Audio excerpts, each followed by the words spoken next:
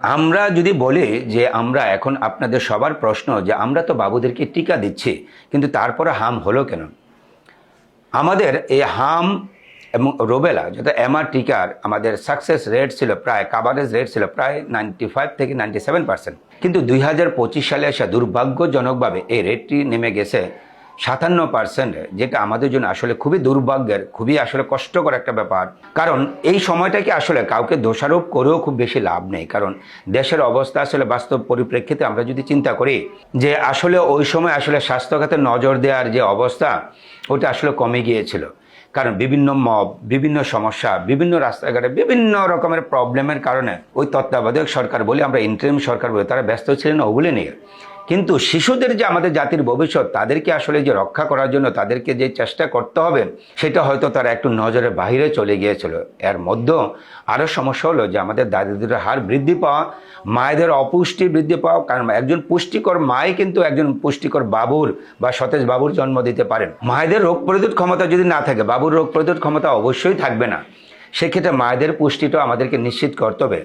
এই টিকার বাহিরেও আরও একটু প্রবলেম ছিল, কিছু তো ছিল আসলে ম্যানেজ করা যায় না বা দেয় না, কিন্তু কিছু মা বাবা আছেন, কিছু গার্ডিয়ান আছেন, একবার হামের টিকা দেওয়ার পরে যেহেতু প্রথম ডোজটা হাম রুবেলা টিকার ডোজ 9 মাসে দেওয়া হয়, পরে আবার টিকার ডোজটা 15 মাস কমপ্লিট হওয়ার পরে মাঝখানে একটা 6-7 মাস একটা গ্যাপ হয়ে যাচ্ছে। এই গ্যাপের কারণে ওই সময়টাতে বাবুরা আসলে যারা 11 মাস 12 মাস পার হয় তারা একটু হাঁটা শিখে, 14-15 মাসে তারা দৌড়াদৌড়ি করে, তখন বাবা মনে করেন, আত্মীয় স্বজন মনে করেন বাবু ভালো আছে, এখন আর কষ্ট করে হাসপাতালে যে আর টিকা দিতে হবে না। এবং হাসপাতালে কেউ কেউ বুদ্ধি দিয়ে থাকেন, বলে থাকেন যে হাসপাতালে গেলে আবার আরেকটা জীবাণু নিয়ে আসবে, অসুখ নিয়ে আসবে। না, এই কথাটা আপনাকে কোনোভাবে বিশ্বাস করার সুযোগ নেই।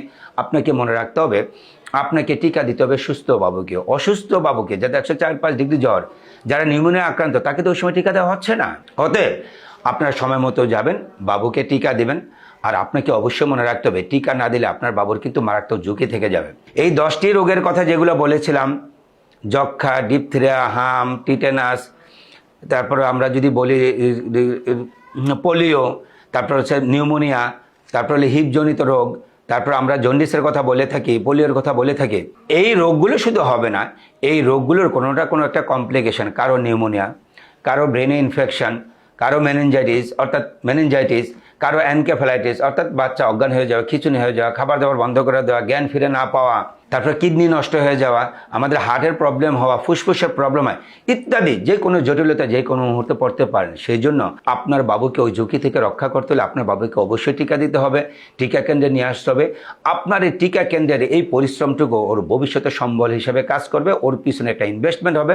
অর্থাৎ আজকে যদি আপনি এই 5 বার টিকা কেন্দ্রে যে যদি আপনারা যদি 5 বার টিকা কেন্দ্রে আপনি যদি ওর জন্য 500 টাকা ভাড়া খরচ করে থাকেন, আপনার ভবিষ্যতে এই টাকা 75 লক্ষ টাকা আপনাকে সেভ করে দেওয়ার ব্যবস্থা থাকবে। অতএব আপনার একটু কষ্ট হলো, আপনার যত ব্যস্ততাই থাকুক না কেন, আপনার বাবুকে টিকা দিতে নেবেন, টিকা দিতে হবে, টিকা অবশ্যই কন্টিনিউ করে নিতে হবে। এবং আমাদেরকে সময় মতো, যে আবারও বলছি, যখন মেসিভ ক্যাম্পেইন হবে, ক্যাম্পেইনের সময় ওই মাঝখানে আপনার টিকা দেওয়া আছে বা না আছে, ওই সময় টিকাগুলো আপনাকে দিয়ে নিতে হবে।